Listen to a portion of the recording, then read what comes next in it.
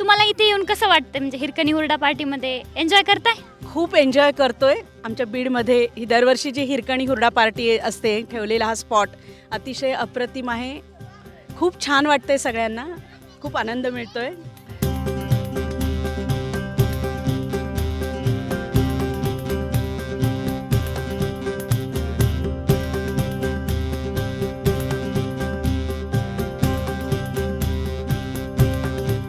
कसं वाटतंय इथे हिरकणी हुरडा पार्टीमध्ये येऊन? खूपच छान आहे. एकदम वातावरणही खूप छान आहे आणि लेडीजला एक प्रकारे एन्जॉय करता येतो इथे आल्यावरती, ज्या गोष्टी घरी होत नाही. यावर्षी तर फर्स्ट टाइम आली आहे, पण इथलं वातावरण बघून तर येईल मी 4-5 वेळेस तर नक्की येईल. आपण बघू शकतो जेवणावर ताव मारताना दिसताय. असंच का? हो हो जमतंय की मला? कंटाळ येत नाही का? आता काय करू आलं तर. ना किती ऊन पडलंय, गरमत आहे ना चुली पाशी. लागतं ना. मी बघू का चुळून? खाऊ का? नाही ना, तर खवळायचं. पण खरंच गोड आहे की? गोड आहे. गरमायला लागलं मला आजच्यापासून.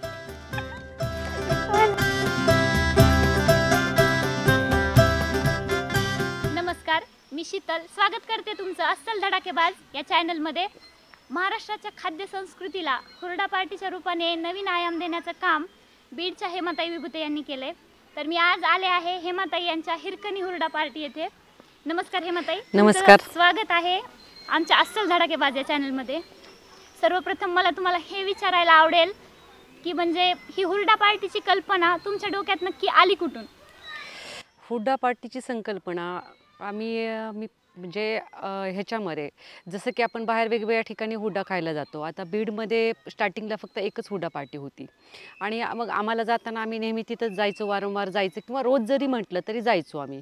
आणि विविध ठिकाणी म्हणजे अगदी जालना, औरंगाबाद, नगर ह्याही ठिकाणी आम्ही जाऊन आलो. मग आपल्या बीड शहरातील लोकांना एकच हुरडा पार्टी कमी पडत होती, म्हणून ही संकल्पना माझ्या डोक्यात आली आणि ती सुरू केली. बीडलाही एका हुरडा पार्टीत मी वारंवार म्हणजे अगदी डेली म्हटलं तरी जायची आणि मी तिथे गेस्ट आले, घेऊन गेले. त्यावेळेस तिथे हुरडा लिटरली संपलेला होता. त्यावेळेस त्यांना म्हटलं मी आता ह्या वर्षी माझी हुरडा पार्टी पुढच्या वर्षीपासून सुरू करेल. ह्या माध्यमातून ही हुरडा पार्टीची संकल्पना माझ्या डोक्यात आली. साधारण किती दिवसापासून तुम्ही हा म्हणजे हुरडा पार्टी सुरू केली आहे? साधारण हे 6वं वर्ष आहे माझं हुरडा पार्टीचं. आणि कालावधी काय असतो हुरडा पार्टी? हुरडा पार्टीचं एक साधारण नोव्हेंबरच्या 20 तारखेपासून सुरू होतं ते फेब्रुवारी एंडिंगपर्यंत असतं. म्हणजे काही ठराविक कालावधीतच हुरडा हा पार्टी सिजनेबल बिझनेस आहे. हा सीझनमध्येच चालतो आणि फक्त. मग या व्यतिरिक्त तुम्ही आणखी कुठला व्यवसाय वगैरे काय करता? हां, या व्यतिरिक्त माझं श्री महालक्ष्मी एंटरप्राइजेस म्हणून आहे. मी प्युअर सिल्क साड्यांचं पैठणी लक्की ड्रॉच्या माध्यमातून जे बीड शहरातील महिला ज्या आहेत किंवा एकदम डायरेक्ट पैठणी घ्यायची म्हणलं की बायकांना सहज शक्य जाऊन होत नाही किंवा आपण एक 20-25 हजाराची पैठणी घ्यावी दुकानात जाऊन आणि एकदम एवढे पैसे द्यायचे असं एक होत नाही. आणि त्यातली त्यात गरीबातली गरीबसुद्धा महिला माझ्याकडे पैठणी घेऊ शकते ड्रॉच्या माध्यमातून. आठवड्याला साधारण तुमचं उत्पन्न किती आहे हुरडा पार्टीच्या माध्यमातून? हुरडा पार्टीच्या माध्यमातून शनिवार रविवार रश जास्त असते, कारण सुट्टीचे दिवस असतात. एरवी रेग्युलरला 1-2 पार्ट्या असतात. असं तसं पाहिलं तर उत्पन्नाचं म्हणजे असं सांगता येत नाही. हा सिजनेबल बिझनेस आहे. हे झालं तुमच्या व्यावसायिक क्षेत्राबद्दल. पण तुमचं बालपण कुठे गेलं किंवा तुम्ही अशा परिस्थितीत शेती किंवा हुरडा पार्टी आता बालपणी कधी संबंध आला? हो, माझं माहेर नेकनूर आहे. नेकनूरला वडिलांकडे शेती वगैरे आहे. शेतामध्ये आम्ही हुरडा वगैरे खायला जायचो पहिल्यापासून. हां, म्हणजे तिकडचं नाव जर म्हणाल तर माझं हेमा अंबादासराव रोकडे आहे. आणि शेती वडिलांकडे भरपूर असल्यामुळे सिजनेबल याला आम्ही सगळ्याच गोष्टींना अगदी भुईमुगाच्या शेंगापासनं ते हुरडा खाण्यापर्यंत सिजनेबल गोष्टींना आम्ही सगळे तिकडे जायचोच शेतामध्ये. म्हणजे लहानपणापासून तुम्ही याच्या हां. रिलेटेड होता. हां, आता साधारण किती कामगार असतील ज्यांना तुम्ही हाताला त्यांच्या काम दिलंय?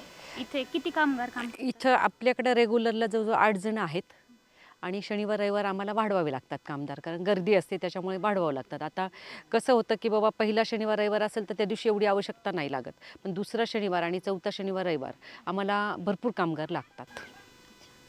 तर आता कितीतरी महिला आहेत की त्यांना उद्योग सुरू करायचा असतो किंवा शिक्षण कमी असतं, त्यांच्याकडे ते स्किल्स पण असतात पण शिक्षण कमी असतं. मग त्यांच्याकडे तुम्ही काय सल्ला द्याल? शिक्षण खरंच महत्त्वाचं आहे का व्यवसाय करायला? नाही, शिक्षण माझं तसं पाहिलं तर मी 12वीपर्यंत शिकलेली आहे. म्हणजे 11वी-12वी मी कॉलेजचं तोंडही नाही पाहिलेलं, डायरेक्ट एक्झामला गेलेली आहे. 10वीपर्यंत ग्रामीण कन्या शाळेत शिक्षण घेतलेलं आहे नेकनूरला. असं काहीच नाही, शिक्षणाचा आणि बिझनेसचा कुठेही आता संबंध येत नाही. हां, आपल्याला शिक्षण आवश्यक आहे की आपल्याला बाकीच्या गोष्टीसाठी लागतं ते, पण बिझनेससाठी शिक्षण आवश्यक नाही आहे किंवा एक हाय एज्युकेशन पाहिजे. त्या ह्यानी बिझनेसचा काही संबंध येत नाही आता येत. तर एक महिला उद्योजक म्हणून हा व्यवसाय सुरू करताना घरच्यांचा सपोर्ट किंवा इथल्या गावकऱ्यांचा सपोर्ट कसा राहिला आणि काही अडचणी आल्या का? हां, जेव्हा मी हे उद्योगाची संकल्पना माझ्या मिस्टरांना सांगितली, ते बघ म्हणे हार्ड आहे हा, कसं एक तर सिजनेबल असतो आणि जसं म्हणतात ना आपण मेल्याशिवाय स्वर्ग दिसत नाही, त्या माध्यमातून असतं. प्रत्येक ठिकाणी आपण जिथं कमी तिथं आम्ही म्हणजे मी असं करावं लागतं हुड्डापाटी चालवताना, म्हणजे अगदी कुणी असू देत. एक लेडीज म्हणून ते कंस कसे भाजायचे, गवऱ्या कुठून उत्पन्न करायच्या. जेव्हा हुड्डापाटी सुरू केली इथपासून सुरुवात करायचं होतं, म्हणजे अगदी बसल्या बसल्या मैत्रिणीचं माझं बोलणं झालं, नाही म्हणलं ह्या वर्षी आपल्याला हुड्डापाटी सुरू करायची. गेल्या 6 वर्षापूर्वीची गोष्ट आहे. मग पहिली माझं होतं मधुबन गार्डनला, जी आपलं याच्या बायपास रोडवर आहे तिथलं, तर त्यांच्याकडे होतं. तर त्यावेळेस एक 3-4 वर्ष आमचं तिथं चाललं. तर तिथंही चांगला रिस्पॉन्स मिळाला, कारण नारळाची बाग वगैरे होती, जागा चांगली होती. त्यांनी म्हणजे जयस्वालनी आम्हाला खूप चांगल्या पद्धतीने तिथं हुड्डापाटी करू दिली. 3-3 महिनेच आम्ही ते सिजनेबल घ्यायचो ते. पण इकडे करण्याचं हे किंवा काही खर्च आला का इकडे जास्त? हां, इकडे करताना आपण हे जे आहे ते हे मी रेंटनी घेतलेलं शेत आहे मौजकरांचं 5 वर्षासाठी. तर मग इकडे करताना रेग्युलरलाही माझ्या पार्ट्या चालतात. काही इथं BC पार्टी चालते, ॲनिव्हर्सरी चालतं, परत त्याच्यानंतर वाढदिवसाच्या वगैरे पार्ट्या चालतात, विविध असे छोटे मोठे कार्यक्रम चालू असतात. हे 5 वर्षाचं ॲग्रीमेंट केल्यामुळे मला हे जे डेव्हलप करता आलं, जो मला एक शेत करण्यामध्ये आनंद होता, तो मला इथं मिळाला. साधारण हुरडा पार्टी सुरू होण्याची वेळ काय असते?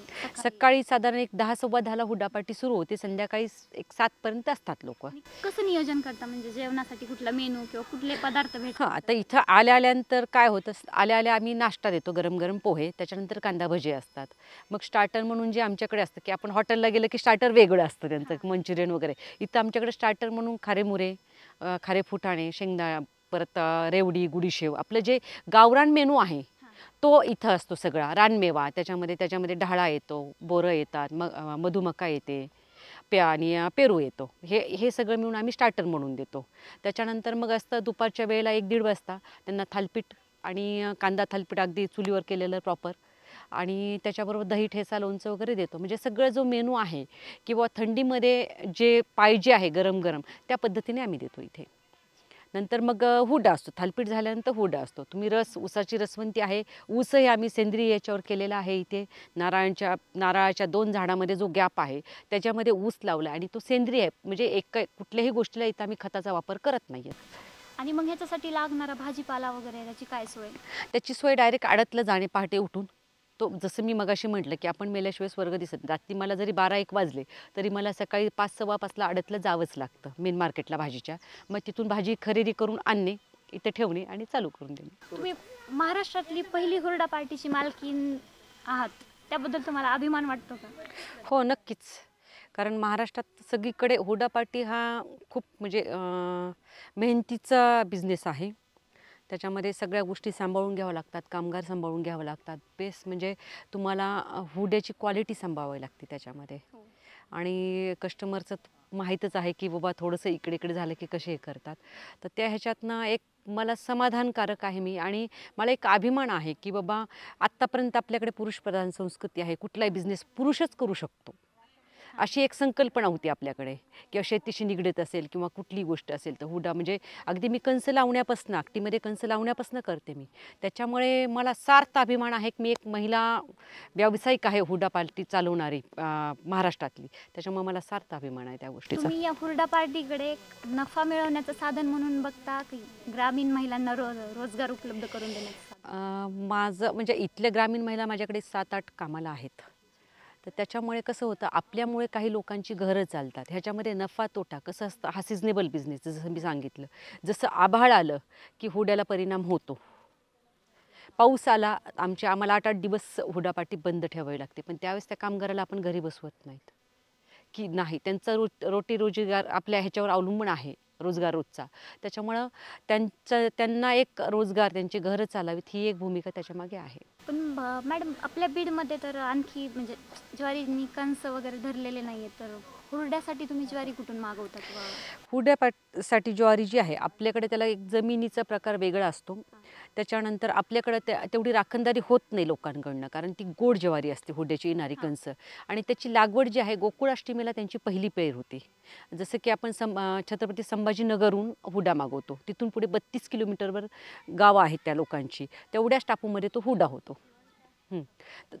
तर त्याच्यामुळे काय होतं की बाबा तिथून डेली आमचा बसने हुडा येतो. डेली सकाळी तोडतात, ते कंस कट करतात आणि पोत्यामध्ये भरून बसला पार्सलला टाकून देतात. तर तो हुडा येताना तिकडून येतो. आपल्याकडची हुडा म्हणजे ज्वारीची जी पेर आहे तर डिसेंबरपासून सुरू होती ती. तोपर्यंत त्यांचा हुडा नोव्हेंबरमध्ये तयार झालेला असतो. त्याच्यातही काही अवकाळी जर झालं, जसं की आता ह्या वर्षीचा प्रश्न आहे, माझी तशी हुडा पार्टी आहे 15 तारखेपासून सुरू होणार होती, पण पहिला जो त्यांचा टप्पा आहे, जसं की हे गोकुळाष्टमी आहे त्यावेळेस पाऊस खूप होता, म्हणजे पहिलं त्यांचं पीक वाया गेलेलं आहे. त्याच्यामुळे आम्हाला थोडंसं एक 8-10 दिवस लेट सुरू करावी लागली. मग त्यांची 8-8 दिवसाच्या ह्यानी पेरणी असते. म्हणजे आपण जसं ज्वारी पेरली की सरसगट एक 5 एकर पेरली वा पेरून दिली, तसं नसतं. त्यांचा 1-1 एकरचा जो हे असतो एरिया, तो पेरून घेतात. 1 एकर आज 8 पेरला तर 8 दिवसांनी अजून दुसरं 1 एकर पेरणार ते. अशा पद्धतीने हे हुड्याचं उत्पन्न तयार होतं त्यांच्यासाठी. म्हणजे ते शेतकऱ्यांसाठी पण तुम्ही हो, त्यांचा माल खरेदी करून. हां, आणि जेव्हा मी आडतले जाते तेव्हा मॅक्झिमम वेळेस शेतकऱ्यांकडूनच माल घेण्याचा प्रयत्न करते. त्या साधारण कुठून कुठून लोक येतात, म्हणजे बाहेरच्या जिल्ह्यातून काही लोक? हो, म्हणजे असा अनुभव आहे की आपलं धाराशिवच्या जिल्ह्यातनं लोक येतात, त्याच्यानंतर आपलं लातूर जिल्ह्यातनं येतात, संभाजीनगरमधनं येतात, जालन्यामधनं येतात, म्हणजे बऱ्याच ठिकाणून. आणि एक लेडीज चालवते ह्याचा दृष्टिकोन एक वेगळा असतो लोकांचा पाहण्याचा, कारण माझं दरवर्षीचे जे सेल्फी पॉईंट आहेत तिथले ते वेगवेगळे आहेत. अजून आता माझं काम चालू आहे, आता 1-2 सेल्फी पॉईंट तयार आहेत. जसं की डोहाळे जेवणाला पाहिजे, परवा एक डोहाळे जेवणाचा कार्यक्रम झाला माझ्याकडे, झोपाळा वगैरे हे सगळं, चंद्र वगैरे सगळं ते माझ्याकडे असतं. एक लेडीजच्या दृष्टीने पाहिलं की लेडीजला इथं कम्फर्टेबल वाटतं यायला हुडा पार्टीला, आणि थोडंसं आतमध्ये असल्यामुळे सेफ्टी आहे सगळ्या गोष्टींनी इथे. पण इथे जास्त तुम्ही एक महिला उद्योजक आहात, त्यामुळे जास्त पुरुषांची संख्या असण्यापेक्षा मला तरी असं जाणवलंय आल्यापासून की ते महिलांचा चांगला रिस्पॉन्स. हा, महिलांचा याच्यामुळे आहे की एक पहिल्या वर्षीपासूनच महिलांनी मला खूप चांगला रिस्पॉन्स दिला आहे ह्या गोष्टीमध्ये, आणि पुरुषांच्याही पार्ट्या होतात आपल्याकडे. आपण याच्यामध्ये काय करतो की ड्रिंक, नॉनव्हेज वगैरे हे अलाउड नाही आपल्याकडे. हां, त्याच्यामुळे कसं होतं, महिलांना एक सेफ्टी वाटतं इथं आल्यानंतर, एक आपोआप सिक्युअर आहेत आपण हुडा पार्टीच्या आतमध्ये गेल्यानंतर. त्याच्यानंतर हुडा पार्टी संपलं की आम्ही एक होळीचा कार्यक्रम घेतो की जे मागच्या 2 वर्षापासून पहिली म्हणजे बीड जिल्ह्यामध्ये होळीचा प्रोग्राम घेणं, महिलांसाठी होळीचा प्रोग्राम. कारण आपल्याकडं कशी कन्सेप्ट आहे की पुरुषांनी बाहेर जायचं, महिला दिवसभर घरात राहणार, ते वेगवेगळे पदार्थ करत बसणार, त्याच्यामुळे महिलांना एक काहीतरी नाविन्य मिळावं, त्या अनुषंगाने मी एक मागच्या 2 वर्षापासून बीडमध्ये होळीचा प्रोग्राम हुडा पार्टीच्या माध्यमातून घेते. त्याच्यामध्ये साधारण 500-600 महिला असतात त्या दिवशी. त्यांचं जेवणापासून कलर वगैरे, एक लाईव्ह ऑर्केस्ट्रा वगैरे असतो आपल्याकडे, त्यांचं एन्जॉय होतं. सकाळी 10:30-11 वाजता येतात, 5 वाजता आपल्या घरी जातात. आत्तापर्यंत कुठलंही गालबोट लागलेलं नाही त्याला. त्याचाही मला फार अभिमान वाटतो की आपण महिलांसाठी काहीतरी करतोय, ह्याचा सार्थ अभिमान आहे मला त्या गोष्टींचा. हेमाताई, तुमच्या या धाडसी आणि खरंच काय कर्तबदार महिला आहात तुम्ही. या प्रवासाबद्दल ऐकून खरं तर खूप आनंद झाला आणि प्रेक्षकांनाही नक्कीच आवडला असेल. तुमचे खूप खूप आभार, आणि तुमच्या भावी वाटचालीसाठी आणि अजून याच्यापेक्षा तुमची प्रगती होत जावो यासाठी खूप खूप शुभेच्छा. धन्यवाद ताई. प्रेक्षकांसाठी विशेष सूचना, अवश्य एकदा हिरकणी हुरडा पार्टीला भेट द्या. इथलं नैसर्गिक वातावरण एकदा अनुभवा, म्हणजे तुम्हाला एकदा इथल्या हुरड्याची चव घेतली तर तुम्ही परत परत येत राहाल. अशाच नवीन आणि प्रेरणादायी व्हिडिओसाठी अस्सल धडाकेबाज या चॅनलला लाईक, सबस्क्राईब आणि बेल आयकॉन क्लिक करायला अजिबात विसरू नका.